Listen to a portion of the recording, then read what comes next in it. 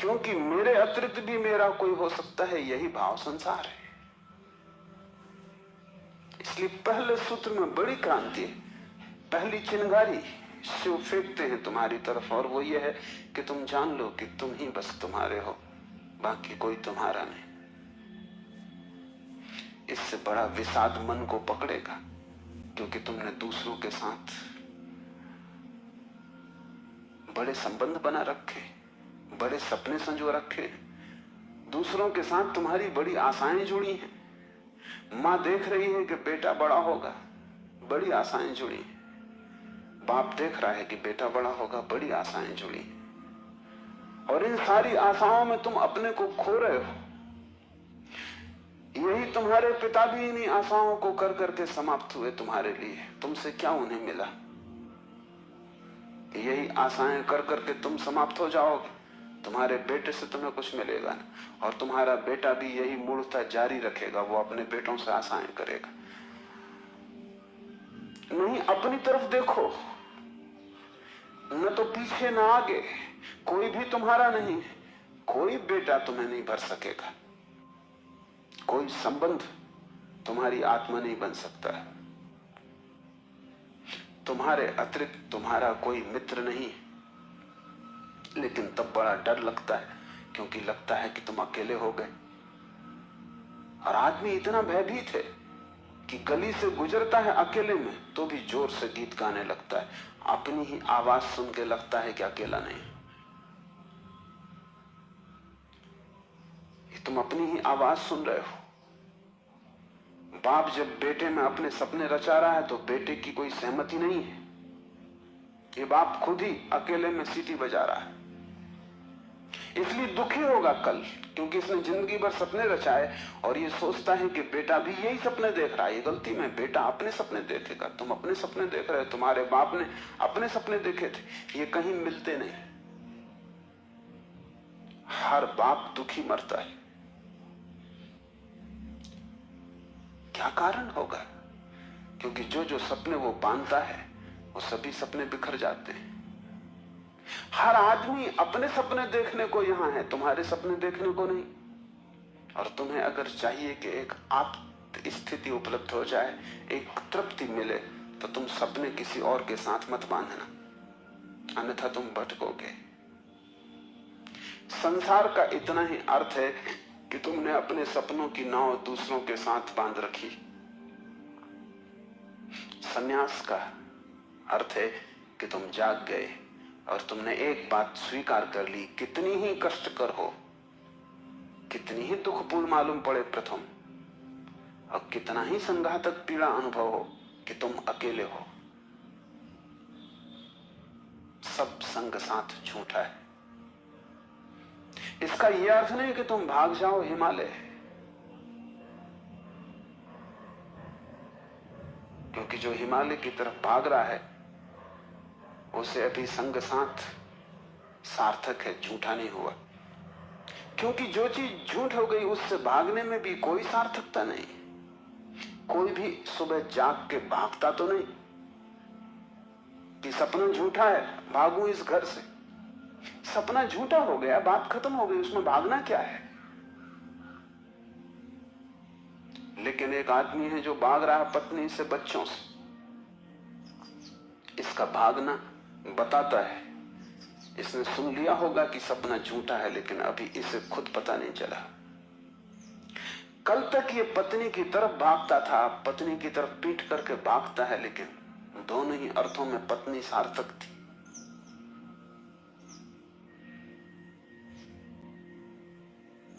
एक जैन संत हुए, गणेश वर्णी।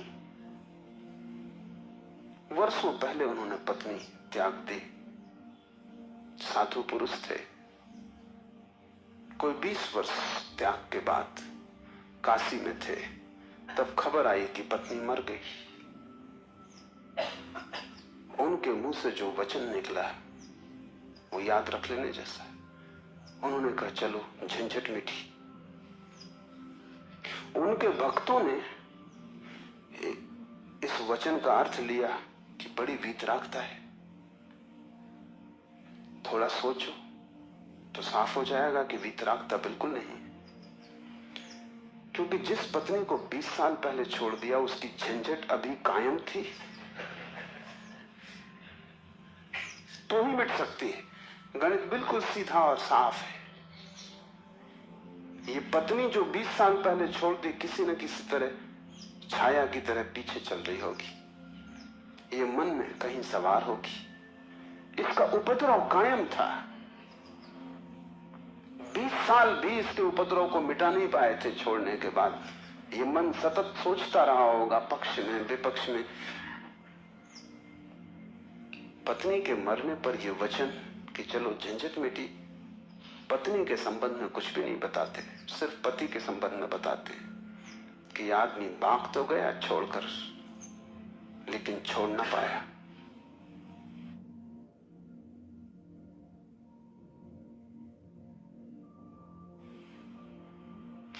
और गणेश वर्णी साधु पुरुष थे, इसलिए थोड़ा सोच लेना, साधु पुरुष भी बड़ी भ्रांति में रह सकते। उनके चरित्र में, आचरण में कोई भूल चूक न थी। वे मर्यादा के पुरुष थे, ठीक ठीक नियम से चलते थे। वहां कोई जरा भी दरार नहीं पा सकता, जरा त्रुटि नहीं पा सकता। सब आचरण ठीक था, साधुता पूरी थी। फिर भी भीतर कोई बात चूक गई। हिमालय पहुंच गए, झंझट सांस चली गई। फिर दूसरी बात भी समझ लेने जैसी है, और वो ये कि अगर पत्नी के मरने पर पहला ख्याल ही आया कि झंझट मिटी, तो कहीं जाने अनजाने अचेतन में पत्नी की मृत्यु की आकांक्षा भी छिपी रही होगी। वो जरा गहरा किसी तल पर पत्नी मिट जाए, न हो, समाप्त हो जाए, ये तो हिंसा हो गई। लेकिन एक एक वचन भी अकारण नहीं आता, आसमान से नहीं आता। एक एक वचन भी भीतर से आता। और ऐसे क्षणों में जबकि पत्नी मर गई इसकी खबर आई हो, तुम ठीक ठीक अपने रोजमर्रा के व्यवसायी होश में नहीं होते।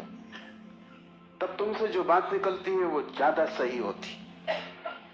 घंटे भर बाद तुम्हें मौका मिल जाएगा, तुम खुद ही सोच समझ के लीप पोता कर लोगे। तुम फिर जो कहोगे वो बात झूठी हो जाएगी। लेकिन तत्क्षण उस क्षण में वर्णी चूक गए। वो जो 20 साल से उन्होंने चारों तरफ साधुता का व्यवस्था कर रखी थी, उस क्षण में भूल गए। जब वर्णी को ऐसा घट सकता है तो तुम्हें तो सहज ही घट सकता है। भागने से कुछ भी ना होगा, भागकर कोई भी कभी भाग नहीं पाया।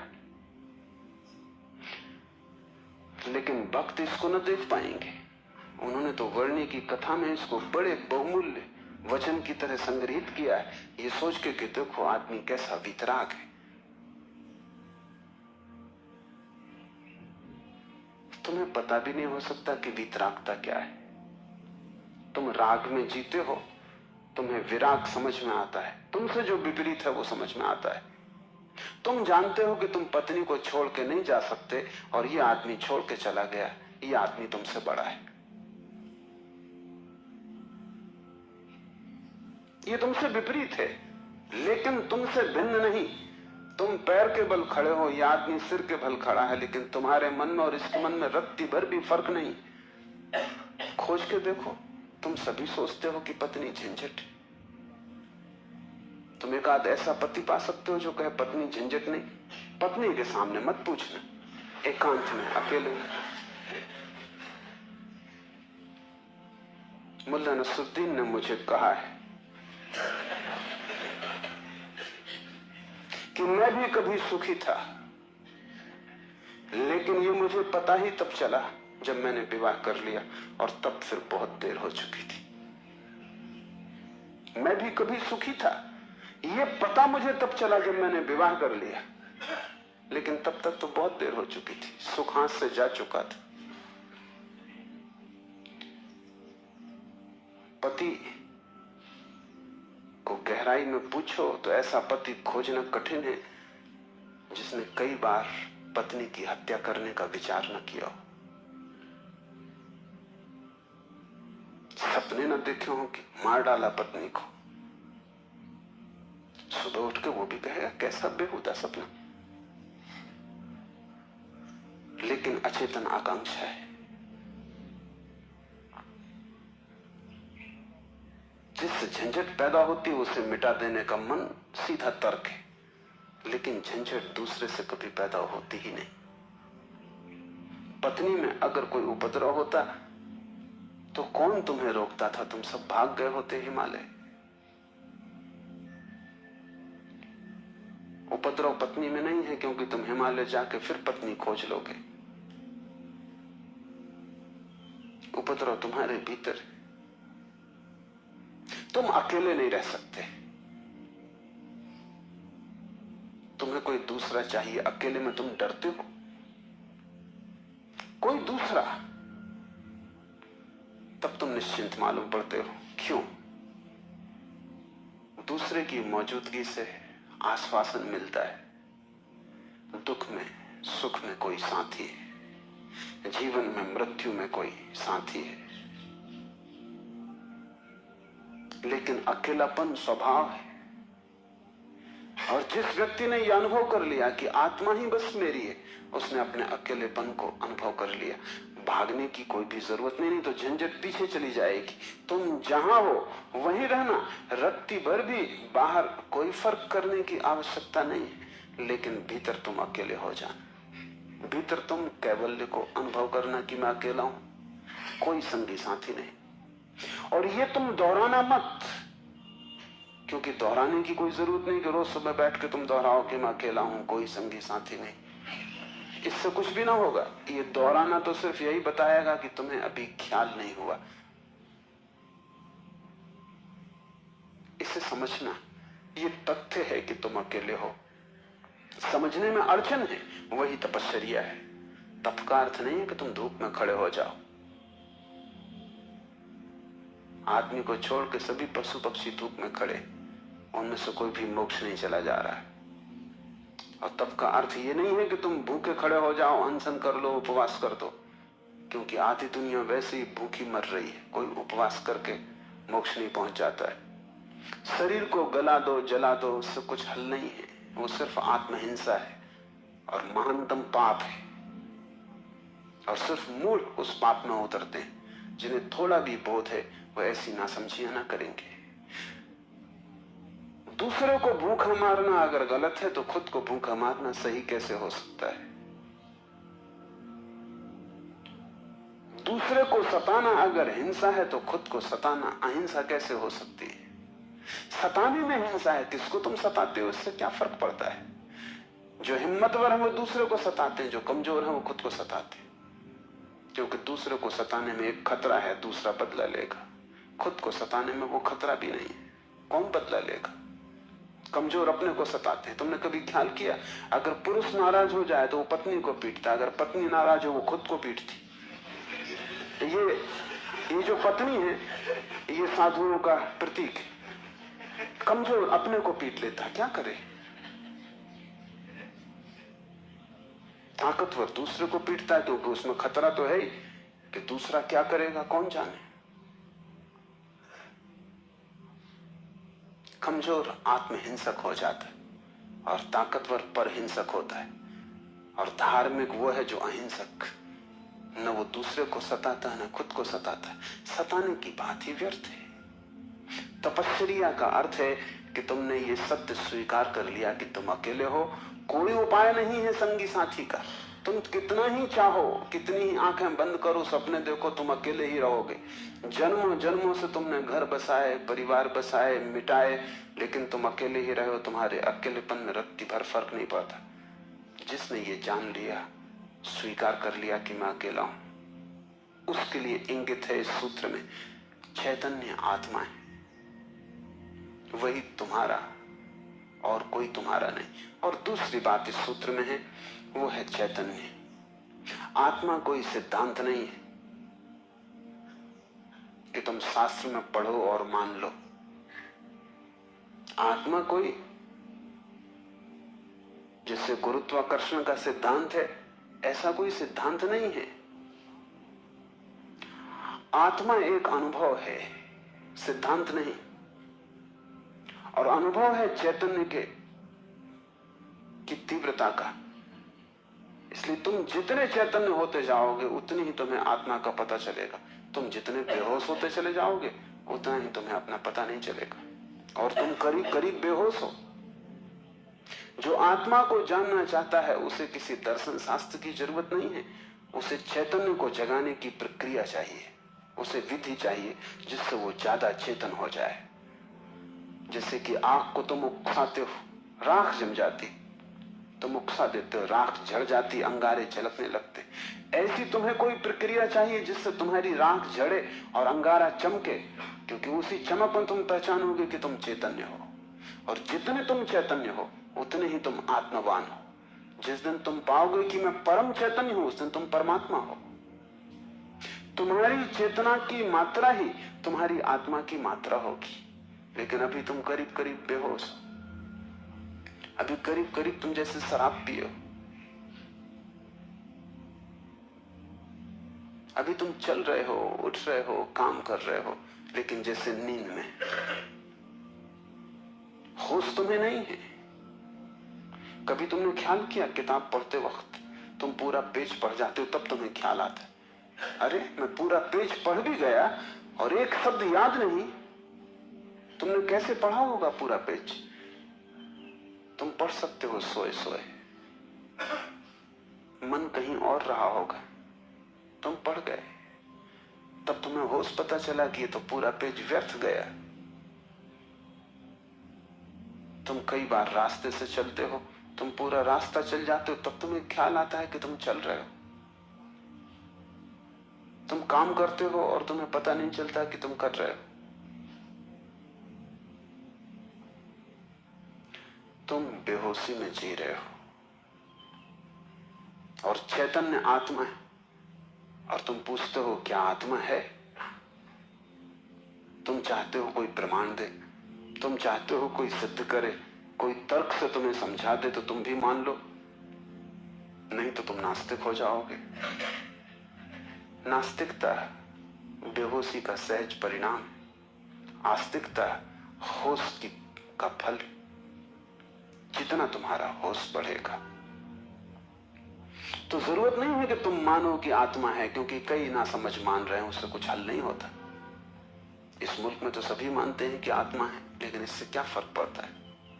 तुम्हारे जीवन में कोई क्रांति इससे आती नहीं। शायद तुम इसलिए मान लेते हो कि हजारों साल से दोहराया जा रहा है। सुनते सुनते तुम्हारे कान पक गए, सुनते सुनते तुम भूल ही गए हो कि संबंध में सोचना भी है। सुनते सुनते पुनरुक्ति से आदमी सम्मोहित हो जाता है। एक ही बात बार बार दोहराई चली जाए तो तुम भूल जाते हो कि वो संदेह किया जा सकता है, विचार किया जाता है। और फिर आत्मा है, इससे तुम्हें बड़ा संतोष भी मिलता है। शरीर मरेगा ये तुम्हें पता है, आत्मा नहीं मरेगी, इससे बड़ी हिम्मत बनती है। और आत्मा कभी नहीं मरेगी, अग्नि उसे जलाएगी नहीं, शस्त्र उसे छेदेंगे नहीं, मृत्यु उसका कुछ बिगाड़ न सकेगी। इससे तुम्हें बड़ी सांत्वना मिलती, पर सांत्वना सत्य नहीं है। आत्मा को कोई न तो स्वीकार कर सकता है सिद्धांत की तरह, और न पुनरुक्ति की तरह कोई सम्मोहित हो सकता है। आत्मा को तो केवल वही लोग जान पाते हैं जो चैतन्य को बढ़ाते हैं। इस तरह जियो कि तुम पर राख इकट्ठी ना हो, इस तरह जियो कि तुम्हारे भीतर का अंगारा जलता रहे, प्रकाशित हो। इस तरह जियो कि प्रति क्षण तुम होश में रहो, बेहोश नहीं। मुल्ला नसरुद्दीन को बच्चा पैदा हुआ, पहला ही लड़का था। नसरुद्दीन बड़ा खुश हुआ, अपने खास मित्र को बुलाया, खुशी मनाने दोनों शराब घर में गए। क्योंकि तुम एक ही खुशी जानते हो, बेहोशी। ये बड़े मजे की बात है। शिव, बुद्ध, महावीर, वे सब चिल्ला चिल्ला के कहते हैं कि दुनिया में एक ही आनंद है, वो है होश। और तुम एक ही सुख जानते हो, वो है बेहोशी। या तो तुम ठीक हो या वो ठीक है, दोनों तो ठीक नहीं हो सकते। मुल्ला नसरुद्दीन सीधा शराब घर गया, बजाय अस्पताल जाने के पहले बेटे को देखता। उसने कहा कि पहले जरा आनंद कर लें, कितने दिनों का सपना पूरा हुआ। डट के दोनों पी गए। जब दोनों पी के पहुंचे अस्पताल और कांच की खिड़की में से बेटे को देखा तो मुल्ला रोने लगा। उसने अपने मित्र से कहा, पहली तो बात मेरे जैसा मालूम नहीं होता। अपना उन्हें पता नहीं है, अभी खुद की शक्ल भी वो पहचान ना सकेंगे, लेकिन मेरा जैसा नहीं मालूम होता। और दूसरी बात, बड़ा छोटा दिखाई पड़ता है। इतने छोटे बच्चे को लेकर करेंगे भी क्या? ये बचेगा? मित्र ने कहा, मत घबराओ, जब मैं पैदा हुआ था तो मैं भी 3 ही पाउंड का था।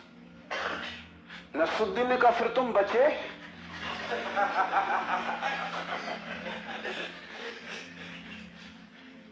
मित्र सोचने लगा, क्योंकि वो भी बेहोशी में था। उसने कहा, पक्का नहीं कह सकता।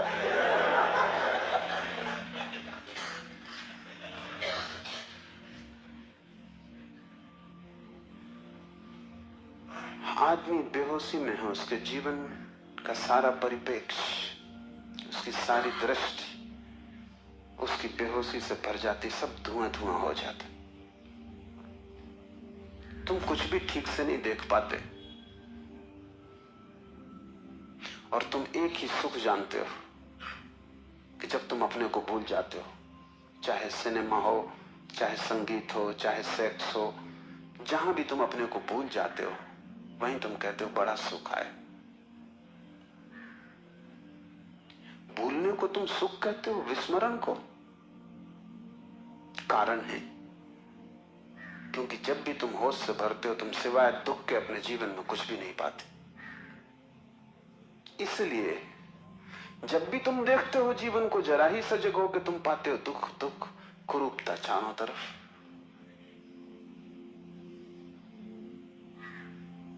एक मेरे मित्र अविवाहित ही रह गए, उनसे मैंने पूछा कि क्या हुआ, कैसे चूक गए? तो उन्होंने कहा कि बड़ी अड़चन आई। जिस स्त्री को मैं प्रेम करता था, जब मैं शराब पी लेता तब वो मुझे सुंदर मालूम पड़ती। तब मैं शादी करने को राजी, लेकिन तब वो राजी नहीं। और जब मैं होश में होता तब मैं राजी नहीं, तब वो राजी होती थी। इसलिए चूक गए, कोई उपाय ना हुआ, मेल ना हो सका। तुम जब भी आंख खोल कर देखोगे सब तरफ कुरूपता और दुख पाओगे। जब तुम बेहोश होते हो तब सब ठीक लगता है।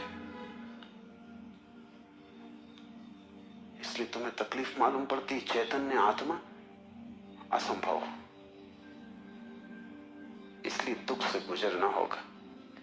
उसको ही तपश्चर्या कहा है। जब कोई व्यक्ति जागना शुरू करता है तो पहले तो उसे दुख में से ही गुजरना होगा, क्योंकि तुमने जन्मों जन्मों तक दुख अपने चारों तरफ निर्मित किए हैं। कौन उनसे गुजरेगा तुम अगर न गुजरे तो? इसको हमने कर्म कहा है। कर्म का कुल इतना ही अर्थ है कि जन्मों जन्मों तक हमने चारों तरफ दुख निर्मित किए, जाने अनजाने हमने दुख की फसल बोई है, काटेगा कौन? तो जब भी तुम होश में आते हो तुम्हें फसल दिखाई पड़ती बड़ी लंबी, इस खेत से तुम्हें गुजरना पड़ेगा। डर के मारे तुम वहीं बैठ जाते हो, फिर आंख बंद करके शराब पी लेते हो कि ये तो बहुत झंझट का काम है। लेकिन जितनी तुम शराब पीते हो उतनी ये फसल बढ़ती जाती। हर जन्म तुम्हारे कर्म की श्रृंखला में कुछ और जोड़ जाता है, घटाता नहीं। तुम और भी गर्त में उतर जाते हो, नरक और करीब आ जाता है। होश से भरोगे तो पहला तो घटना ये घटने ही वाली है कि तुम्हारे जीवन में चारों तरफ दुख दिखाई पड़ेगा, नरक, क्योंकि तुमने वो निर्मित किया है। और अगर तुमने हिम्मत रखी, साहस रखा और तुम उस दुख से गुजर गए, तो जिस दुख से तुम सचेतन रूप से गुजर जाओगे वो फसल कट गई। उन दुखों से तुम्हें न गुजरना पड़ेगा फिर।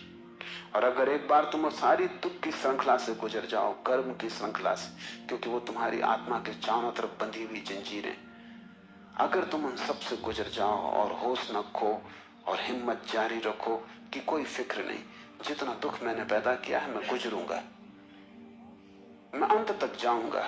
मैं उस प्रथम घड़ी तक जाना चाहता हूं जब मैं निर्दोष था और दुख की यात्रा शुरू ना हुई थी, जब मेरी आत्मा परम पवित्र थी और मैंने कुछ भी संग्रह न किया था दुख का।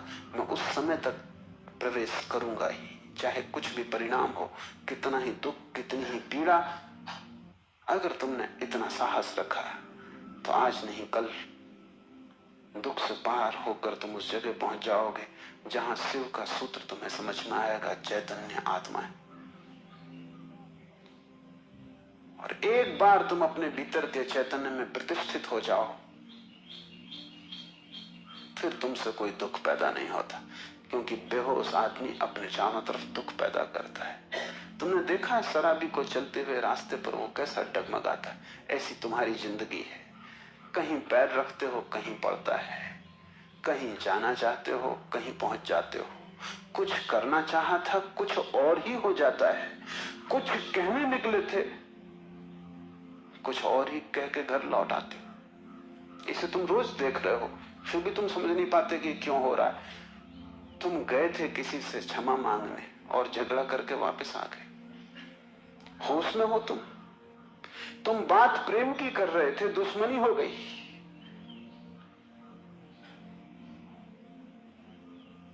एक आदमी शराब पिए आकाश की तरफ देखता हुआ चला जा रहा था। एक कार उसके पास से निकली, बामुश्किल ड्राइवर बचा पाया। गाड़ी रोक के ड्राइवर ने कहा, महानुभाव, अगर आप नहीं देखते वहां जहां आप जा रहे हैं तो फिर आप वहीं चले जाएंगे जहां आप देख रहे हैं।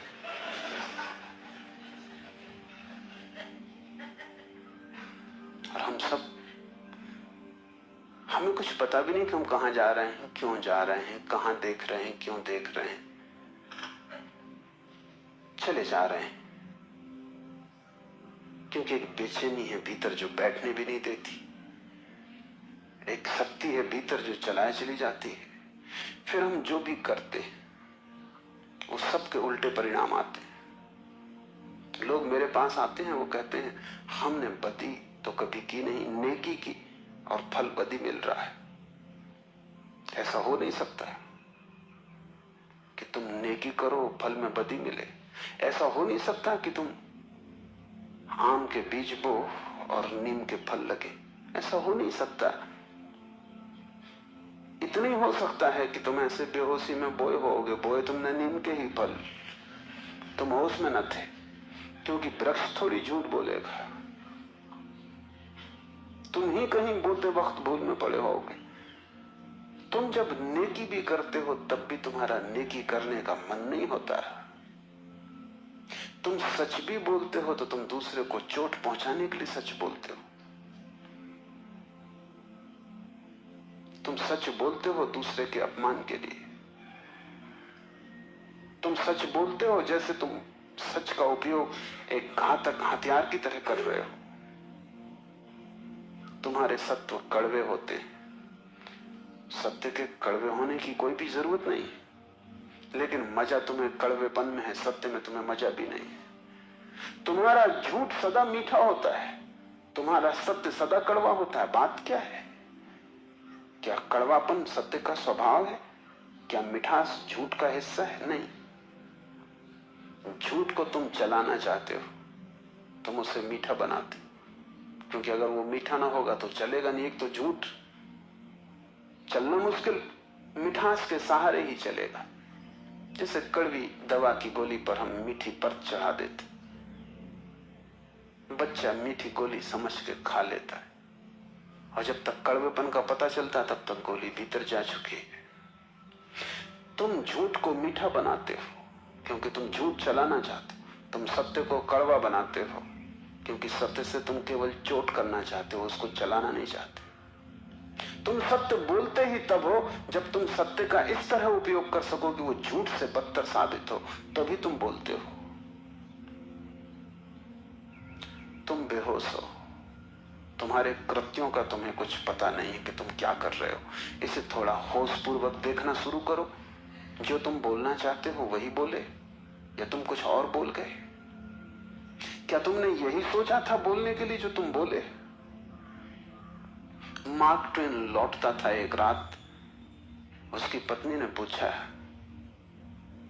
घर आया, पत्नी ने पूछा कैसा रहा व्याख्यान? वो व्याख्यान देने गया था। उसने कहा कौन सा व्याख्यान?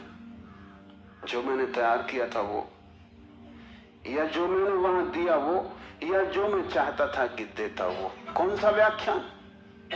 एक तो आदमी तैयार करता है और एक आदमी फिर जो देता है, उसमें बड़ा फर्क है। और फिर एक जो घर लौटते वक्त तो सोचता है दिया होता है। तीनों अलग अलग हैं। होश में हो। सब निशाने तुम्हारे चूक जाते हैं। तुम्हारी जिंदगी में कभी भी कोई निशाना लगा?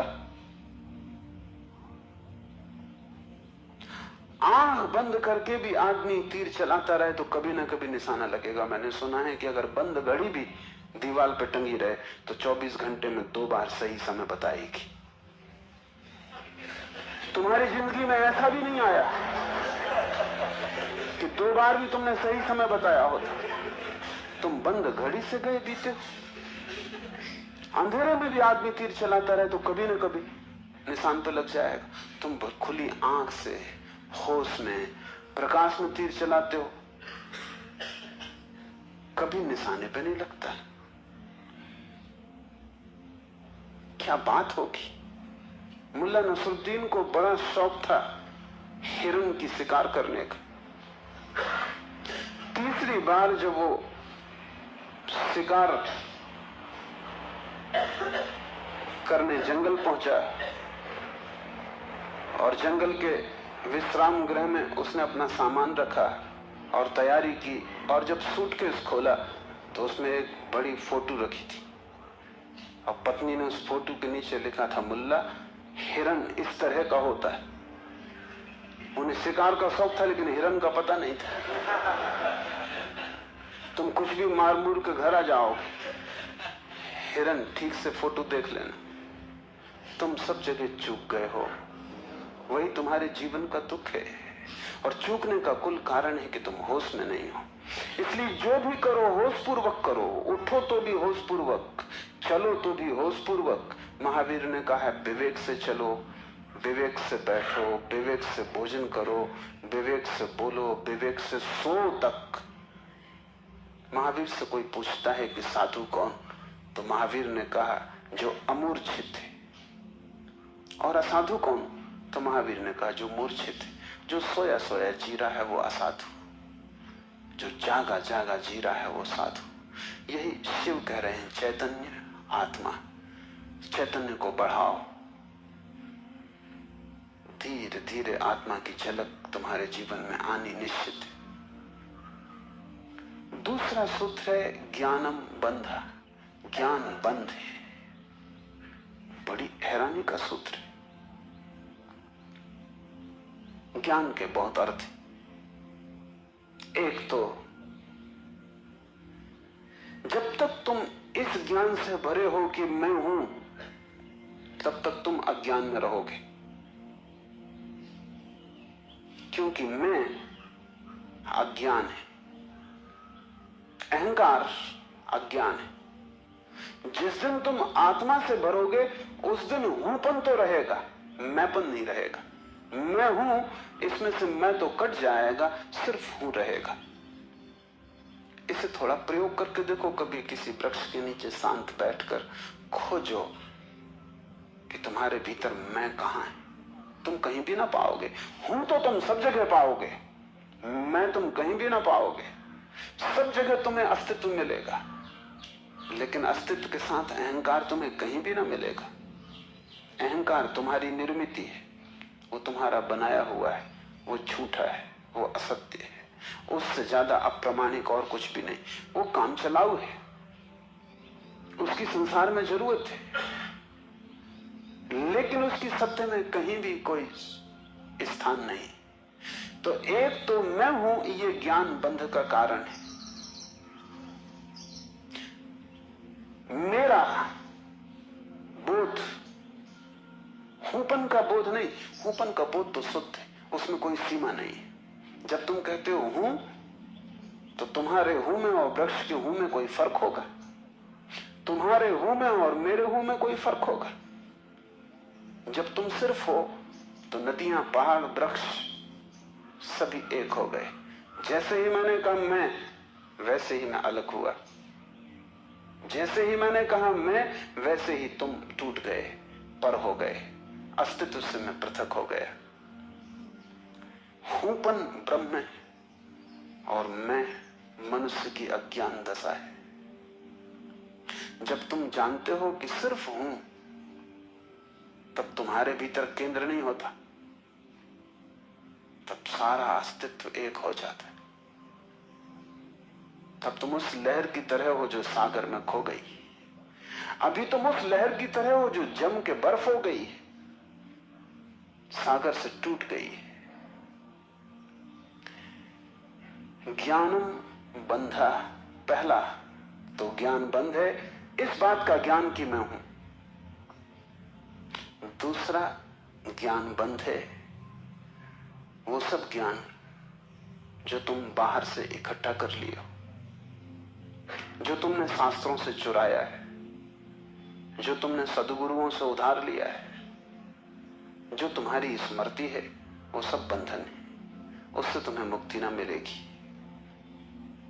इसलिए तुम पंडित से ज्यादा बंधा हुआ आदमी ना पाओगे। मेरे पास सब तरह के लोग आते, सब तरह के मरीज, उसमें पंडित से ज्यादा कैंसर ग्रस्त कोई भी नहीं। उसका इलाज नहीं, वो ला इलाज है।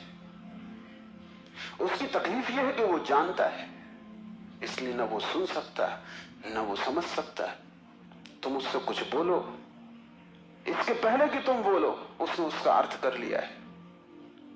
इसके पहले कि वो तुम्हें सुने उसने व्याख्या निकाल ली। शब्दों से भरा हुआ चित्त जानने में असमर्थ हो जाता है। वो इतना ज्यादा जानता है बिना कुछ जाने, क्योंकि सब जाना हुआ उधार है। शास्त्र से अगर ज्ञान मिलता होता तो सभी के पास शास्त्र है, ज्ञान सभी को मिल गया होता। ज्ञान तो तब मिलता है जब कोई निशब्द हो जाता है, जब वो सभी शास्त्रों को विसर्जित कर देता है, जब वो सब ज्ञान को जो दूसरों से मिला है वापस लौटा देता है जगत को, जब वो उसे खोजता है जो मेरा मूल अस्तित्व है, जो मुझे दूसरे से नहीं मिला। इसे थोड़ा समझो, तुम्हारा शरीर तुम्हें मां और पिता से मिला है। तुम्हारे शरीर में तुम्हारा कुछ भी नहीं है। आधा तुम्हारी मां का दान है, आधे तुम्हारे पिता का दान है। फिर तुम्हारा शरीर तुम्हें भोजन से मिला है, वो जो रोज तुम भोजन कर रहे हो। 5 तत्वों से मिला है, वायु है, अग्नि है, 5 तत्व हैं, उनसे तुम्हें मिला है। इसमें तुम्हारा कुछ भी नहीं है। लेकिन तुम्हारी चेतना तुम्हें 5 तत्वों में से किसी से भी नहीं मिली है। तुम्हारी चेतना तुम्हें मां और पिता से भी नहीं मिली है।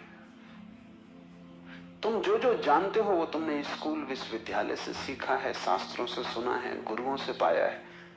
वो तुम्हारे शरीर का हिस्सा है, तुम्हारी आत्मा का नहीं। तुम्हारी आत्मा तो वही है जो तुम्हें किसी से भी नहीं मिली। जब तक तुम उस शुद्ध तत्व को न खोज लोगे जो निपट तुम्हारा है, जो तुम्हें किसी से भी नहीं मिला है, न मां ने दिया, न पिता ने, न समाज ने, न गुरु ने, न शास्त्र ने, वही तुम्हारा स्वभाव है। ज्ञान बंद है क्योंकि वो तुम्हें इस स्वभाव तक न पहुंचने देगा। ज्ञान ने ही तुम्हें बांटा है। तुम कहते हो मैं हिंदू, तुमने कभी सोचा कि तुम हिंदू क्यों हो? तुम कहते हो मैं मुसलमान, तुमने कभी विचारा कि तुम मुसलमान क्यों हो? हिंदू और मुसलमान में फर्क क्या है?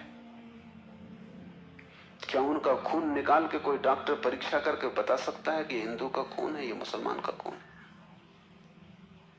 क्या उनकी हड्डियां काट के कोई बता सकता है कि हड्डी मुसलमान से आती है कि हिंदू से आती है? कोई उपाय नहीं। शरीर की जांच से कुछ भी पता न चलेगा, क्योंकि दोनों के शरीर 5 तत्वों से बनते हैं। लेकिन अगर उनकी खोपड़ी की जांच करो तो पता चल जाएगा कि कौन हिंदू है कौन मुसलमान है, क्योंकि दोनों के शास्त्र अलग, दोनों के सिद्धांत अलग, दोनों के शब्द अलग। शब्दों का भेद है तुम्हारे बीच।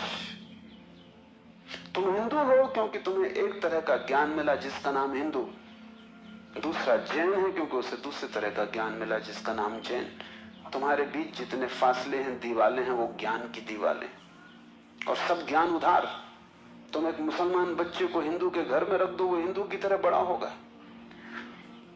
वो ब्राह्मण की तरह जनेऊ धारण करेगा, वो उपनिषद और वेद के वचन उद्धृत करेगा। और तुम एक हिंदू के बच्चे को मुसलमान के घर रख दो, वो कुरान की आयत दोहराएगा।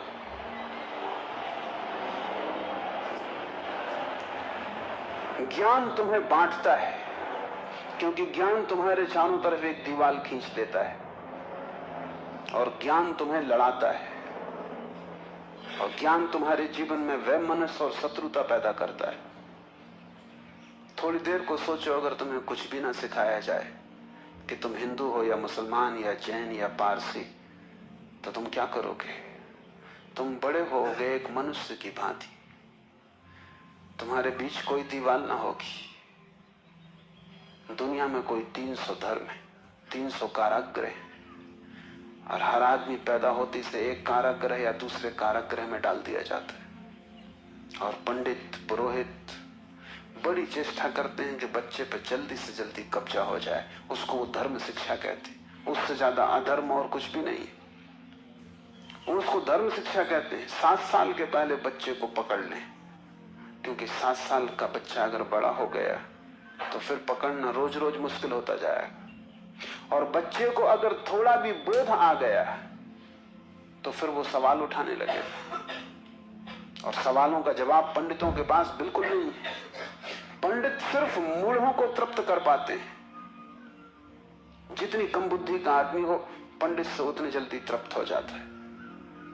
वो एक प्रश्न पूछता, उत्तर मिल जाता है। तुम जाते हो पंडित से पूछते हो संसार को किसने बनाया, वो कहता भगवान ने। तुम प्रश्न घर लौटाते हो बिना पूछे कि भगवान को किसने बनाया। अगर तुम दूसरा प्रश्न पूछते, पंडित नाराज हो जाता, क्योंकि उसका उसे भी पता नहीं, किताब में वो लिखा नहीं। और फिर झंझट की बात है, परमात्मा को किसने बनाया। फिर तुम पूछते ही चले जाओगे, वो कोई भी जवाब दे, तुम पूछोगे उसको किसने बनाया। अगर गौर से देखो तो तुम्हारे पहले सवाल का जवाब दिया नहीं गया है। पंडित ने तुम्हें सिर्फ संतुष्ट कर दिया क्योंकि तुम बहुत बुद्धिमान नहीं। और बच्चे अबोध, उनका अभी तर्क नहीं जगा, विचार नहीं जगा, अभी वो प्रश्न नहीं पूछ सकते। अभी तुम जो भी कचरा उनके दिमाग में डाल दो, वो उसे स्वीकार कर लेंगे। बच्चे सभी कुछ स्वीकार कर लेते हैं, क्योंकि वो सोचते हैं जो भी दिया जा रहा है वो सभी ठीक है।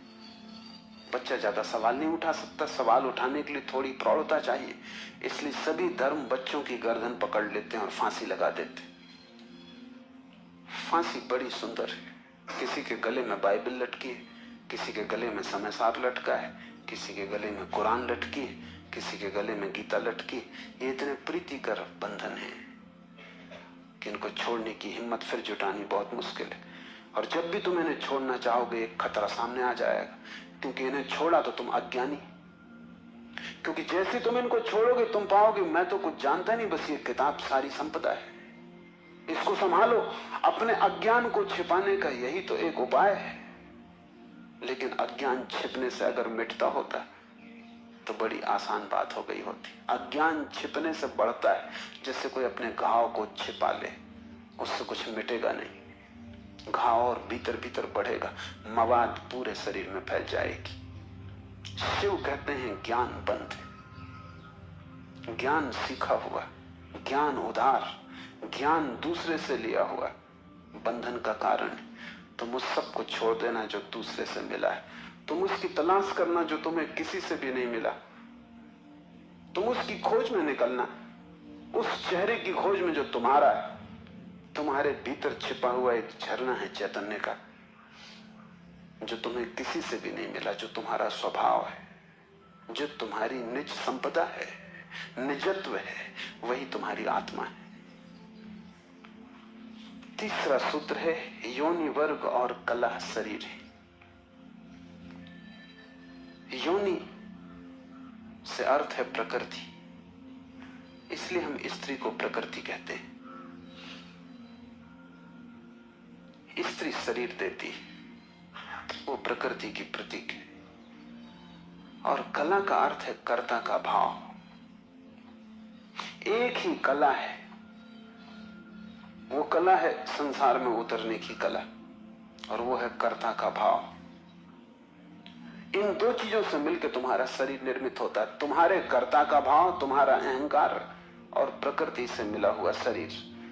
अगर तुम्हारे भीतर कर्ता का भाव है तो तुम्हें योग्य शरीर प्रकृति देती चली जाएगी। इसी तरह तुम बार बार जन्मे हो। कभी तुम पशु थे, कभी पक्षी थे, कभी वृक्ष थे, कभी मनुष्य। तुमने जो चाहा है वो तुम्हें मिला है। तुमने जो आकांक्षा की है, तुमने जो कर्तव्य की वासना की है, वही घट गया है। तुम्हारे कर्तव्य की वासना घटना बन जाती, विचार वस्तुएं बन जाते। इसलिए बहुत सोच विचार के वासना करना, क्योंकि सभी वासनाएं पूरी हो जाती देर अबेर। अगर तुम बहुत बार देखते हो आकाश में पक्षी को और सोचते हो कैसी स्वतंत्रता पक्षी को, खास हम पक्षी होते, देर न लगेगी, जल्दी तुम पक्षी हो जाओ। तुम अगर देखते हो एक कुत्ते को संभोग करते हुए और तुम सोचते हो कैसी स्वतंत्रता, कैसा सुख, जल्दी ही तुम कुत्ते हो जाओ। तुम जो भी वासना अपने भीतर संग्रहित करते हो वो बीज बन जाती।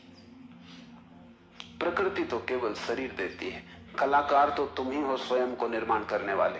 अपने शरीर को तुमने ही बनाया है, ये कला का अर्थ है। कोई तुम्हें शरीर नहीं दे रहा है, तुम्हारी वासना ही निर्मित करती है। तुमने कभी ख्याल किया, रात तुम सोते हो तो आखिरी जो विचार होता है सोते समय, वही सुबह उठते वक्त पहला विचार होगा। रात भर तुम सोए रहे, वो बीज की तरह विचार भीतर पड़ा रहा, जो अंतिम था वो सुबह प्रथम होगा। तुम मरोगे इस शरीर से, आखिरी मरते क्षण में तुम्हारे सारे जीवन की वासना संग्रहित होकर बीज बन जाएगी। वही बीज नया गर्भ बन जाएगा। जहां से तुम मिटे वहीं से तुम फिर शुरू हो जाओगे। तुम जो भी हो ये तुम्हारा ही कृत्य है, किसी दूसरे को दोष मत देना। यहां कोई दूसरा है भी नहीं जिसको दोष दिया जा सके। ये तुम्हारे ही कर्मों का संचित फल है। तुम जो भी हो, सुंदर कुरूप, दुखी सुखी, स्त्री पुरुष, तुम जो भी हो, ये तुम्हारे ही कृत्यों का फल है। तुम ही हो कलाकार अपने जीवन के। मत कहना कि भाग्य ने बनाया है, क्योंकि वो धोखा है। उस भांति तुम जिम्मेवारी किसी और पर टाल रहे हो। मत कहना कि परमात्मा ने भेजा है। तुम परमात्मा पे जिम्मेदारी मत डालना, क्योंकि ये तरकीब है खुद के दायित्व से बचने की। इस कारागृह में तुम अपने ही कारण हो। जो व्यक्ति इस बात को ठीक से समझ लेता है कि अपने ही कारण मैं यहां हूं, उसके जीवन में क्रांति शुरू हो जाती। शिव कह रहे हैं योनि वर्ग और कला शरीर है। प्रकृति तो सिर्फ योनि है, वो तो सिर्फ गर्भ है। तुम्हारा अहंकार उस योनि में बीज बनता है। तुम्हारे कर्तृत्व का भाव कि मैं ये करूं, मैं ये पाऊं, मैं ये हो जाऊं, उसमें बीज बनता है। और जहां भी तुम्हारे कर्तृत्व की कला और प्रकृति की योनि का मिलन होता है, शरीर निर्मित हो जाता है। इसलिए बुद्ध पुरुष कहते हैं सभी वासनाओं को छोड़ दो, तभी तुम मुक्त हो सकोगे। तुमने अगर स्वर्ग की वासना की तो तुम देवता हो जाओगे, लेकिन वो भी मुक्ति ना होगी, क्योंकि वासनाओं से कभी भी अशरीर की स्थिति पैदा नहीं होती। सभी वासनाओं से शरीर निर्मित होते हैं। जब तक तुम निर्वासना को उपलब्ध नहीं हो, जब तक तृष्णा तुमने पूरी ही नहीं छोड़ दी, तब तक तुम नए शरीरों में भटकते रहोगे। और शरीर के ढंग अलग हो, शरीर की मौलिक स्थिति एक ही जैसी है, शरीर के दुख समान है। चाहे पक्षी का शरीर हो, चाहे आदमी का शरीर हो, दुखों में कोई भेद नहीं है। क्योंकि मौलिक दुख है आत्मा का शरीर में बंध जाना, मौलिक दुख है कारागृह में प्रविष्ट हो जाना। फिर कारागृह की दीवारें वर्तुलाकार हैं कि त्रिकोण हैं कि चौकोन हैं, उससे कोई हल नहीं होता, उससे कुछ फर्क नहीं पड़ता है। तुम भला सोचते हो फर्क पड़ता है। एक मेरे मित्र हैं, ड्राइंग के शिक्षक हैं, उन्हें जेल हो गई, लौटे 3 साल बाद। तो मैंने उनसे पूछा कैसे रहे दिन, कैसे कटे दिन। उन्होंने कहा और तो सब ठीक था, लेकिन मेरी कोठरी के कोने 90 कोण के नहीं थे। वो ड्राइंग के शिक्षक हैं, उनकी बुद्धि, वो 90 कोण के नहीं थे कोठरी के कोने। उनकी असली तकलीफ 3 साल यही रही, क्योंकि उसी कोठरी में रहना और बार बार देखना वो कोना, वो 90 कोण का नहीं। तो जो बात उन्होंने मुझसे की वो ये कि तो और तो सब ठीक था, बाकी कुछ अड़चन न थी, लेकिन कोने ठीक 90 के नहीं थे। कोने 90 के हों कि 90 के ना हो, इससे क्या बुनियादी फर्क पड़ेगा। कारागृह कारागृह, पक्षी का शरीर के आदमी का बहुत फर्क नहीं पड़ता। बंद तुम हो गए वही दुख है, बंध गए तुम वही दुख। वासना बांधती, वासना है रज्जु जिससे हम बंधते हैं। और ध्यान रखना, तुम्हारे अतिरिक्त और कोई जिम्मेवार नहीं है। उद्धमो भैरवा, चौथा सूत्र है उद्धम ही भैरव है। उद्धम उस आध्यात्मिक प्रयास को कहते हैं जिससे तुम इस कारागृह के बाहर होने की चेष्टा करते हो। वो भैरव शब्द पारिभाषिक है। भा का अर्थ है भरण, रा का अर्थ है रवण, वा का अर्थ है वमन। भरण का अर्थ है धारण, रवण का अर्थ है संहार और वमन का अर्थ है फैलाना। भैरव का अर्थ है ब्रह्म, जो धारण किए है, जो संभाले है, जिसमें हम पैदा होंगे और जिसमें हम मिटेंगे, जो विस्तार है और जो ही संकोच बनेगा, जो सृष्टि का उद्भव है और जिसमें प्रलय होगा। मूल अस्तित्व का नाम भैरव है। शिव कहते हैं उद्धम ही भैरव है। और जिस दिन भी तुमने आध्यात्मिक जीवन की चेष्टा शुरू की, तुम भैरव होने लगे, तुम परमात्मा के साथ एक होने लगे। तुम्हारी चेष्टा की पहली किरण और तुमने सूरज की तरफ यात्रा शुरू कर दी। पहला ख्याल तुम्हारे भीतर मुक्त होने का, और ज्यादा दूर नहीं है मंजिल, क्योंकि पहला कदम करीब करीब आधी यात्रा है। उद्धम भैरव है। पाओगे देर लगेगी, मंजिल पहुंचने में समय लगेगा, लेकिन तुमने चेष्टा शुरू की और तुम्हारे भीतर बीज आरोपित हो गया कि मैं उठूं इस कारागृह के बाहर, मैं जाऊं शरीर से मुक्त हूं, मैं हटूं वासना से, मैं अब और बीज न बोऊं इस संसार को बढ़ाने के, मैं और जन्मों की आकांक्षा न करूं। तुम्हारे भीतर जैसे ही ये भाव सघन होना शुरू हुआ कि अब मैं मूर्छा को तोड़ूं और चैतन्य बनूं, वैसे ही तुम भैरव होने लगे, वैसे ही तुम ब्रह्म के साथ एक होने लगे। क्योंकि वस्तुतः तो तुम एक हो ही, सिर्फ तुम्हें स्मरण आ जाए। मूलतः तो तुम एक हो ही, तुम उसी सागर के झरने हो, तुम उसी सूरज की किरण हो, तुम उसी महाआकाश के एक छोटे से खंड हो। पर तुम्हें स्मरण आना शुरू हो जाए और दीवारें विसर्जित होने लगे तो तुम उस महाआकाश के साथ एक हो जाओगे। उद्धम भैरव है। बड़ी सघन चेष्टा करनी जरूरी, क्योंकि नींद गहरी है। तोड़ोगे सतत तो ही टूट पाएगी, आलस्य करोगे संभव नहीं होगा। आज तोड़ोगे, कल फिर बना लोगे, तो फिर भटकते रहोगे। एक हाथ से तोड़ोगे, दूसरे से बनाते जाओगे, तो श्रम व्यर्थ होगा। उद्यम का अर्थ है तुम्हारी पूरी चेष्टा संलग्न हो जाए। लोग मेरे पास आते हैं, वो कहते हैं हम करते हैं लेकिन कुछ हो नहीं रहा, और मैं उनकी शक्ल देखता हूं, वो करते हैं ही नहीं, या ऐसा मरे मरे करते हैं जैसे मक्खियां उड़ा रहे हैं। उनके करने में कोई प्राण नहीं है, इसलिए नहीं होता।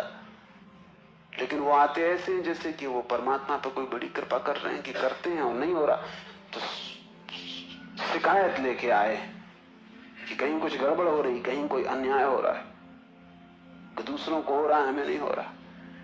इस जगत में अन्याय होता ही नहीं। इस जगत में जो भी होता है न्याय है, क्योंकि यहां कोई आदमी नहीं बैठा है न्याय अन्याय करने को। जगत में तो नियम है, उन्हीं नियमों का नाम धर्म है। तुम अगर इस क्षेत्र से चले गिरोगे, टांग टूट जाएगी, तो तुम जाके अदालत में ये नहीं कहोगे कि गुरुत्वाकर्षण के कानून पर एक मुकदमा चलाता, तो अदालत कहेगी तुम तिरछे मत चलते। गुरुत्वाकर्षण तुम्हें गिराने में उत्सुक नहीं है, न तुम्हें संभालने में उत्सुक है। तुम जब सीधे सीधे चलते हो वही तुम्हें संभालता है, जब तुम तिरछे चलते हो वही तुम्हें गिराता है। न गिराने की उसकी कोई आकांक्षा है, न संभालने की। तटस्थ है जगत का नियम। उस तटस्थ नियम का नाम धर्म है। उसको हिंदुओं ने रित कहा है। वो परम नियम है। वो तुम्हारी तरफ पक्षपात नहीं करता कि किसी को गिरा दे, किसी को उठा दे। तुम जैसे ही ठीक चलने लगते हो वो तुम्हें संभालता है। तुम गिरना चाहते हो वो तुम्हें गिराता है। वो हर हालत में उपलब्ध है। तुम जैसा भी उसका उपयोग करना चाहते हो वो तुम्हें खुला है, उसके द्वार बंद नहीं। तुम सिर ठोकना चाहते हो दरवाजे से, सिर ठोक लो। तुम दरवाजा खोल के भीतर जाना चाहते हो, भीतर चले जाओ। वो तटस्थ है। उद्यम भैरव है। महान श्रम चाहिए। उद्यम का अर्थ है प्रगाढ़ श्रम। तुम्हारी समग्रता लग जाए श्रम में, उसका नाम उद्यम है। और तब देर न लगी कि तुम्हारे भैरव हो जाने में। शक्ति चक्र के संधान से विश्व का संहार हो जाता, 5वां सूत्र है। और अगर तुमने ठीक उद्यम किया, अगर तुमने अपनी संपूर्ण ऊर्जा को संलग्न कर दिया चेष्टा में, सत्य की खोज, परमात्मा की खोज या आत्मा की खोज में, तो तुम्हारे भीतर जो शक्ति का चक्र है वो पूर्ण हो जाता है। अभी तुम्हारे भीतर शक्ति का चक्र पूर्ण नहीं है, कटा बटा है। वैज्ञानिक कहते हैं कि बुद्धिमान से बुद्धिमान आदमी भी अपनी 15% से ज्यादा प्रतिभा का उपयोग नहीं करता। 85% प्रतिभा ऐसे ही सड़ जाती। ये तो बुद्धिमान आदमी की बात है। बुद्धू का क्या हिसाब, वो तो शायद करते ही नहीं।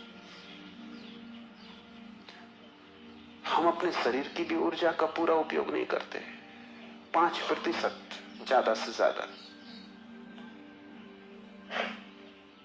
तो अगर हम मंदे मंदे जीते, अगर हमारा दिया टिमटिमाता टिमटिमाता लगता है, तो कसूर किसका है? तुम जीते ही नहीं पूरी तरह। जैसे तुम जीने से भी भयभीत हो कि लपट कहीं जोर से ना आ जाए। तुम डरे डरे हो, तुम कपते कपते जीते हो। तो फिर शक्ति का जो चक्र है तुम्हारे भीतर वो पूरा नहीं हो पाता। तो तुम्हारी गाड़ी ऐसे चलती जैसे कभी कार को तुमने देखा हो, पेट्रोल कभी आता कभी नहीं आता, कभी कचरा आता, तो कार ऐसे चलती जैसे हिचकी खा रही हो। बस ऐसा तुम्हारा जीवन है, हिचकी खाते तुम चलते हो। जरा जरा सी शक्ति के खंड खंड आते हैं, अखंड शक्ति नहीं हो पाती।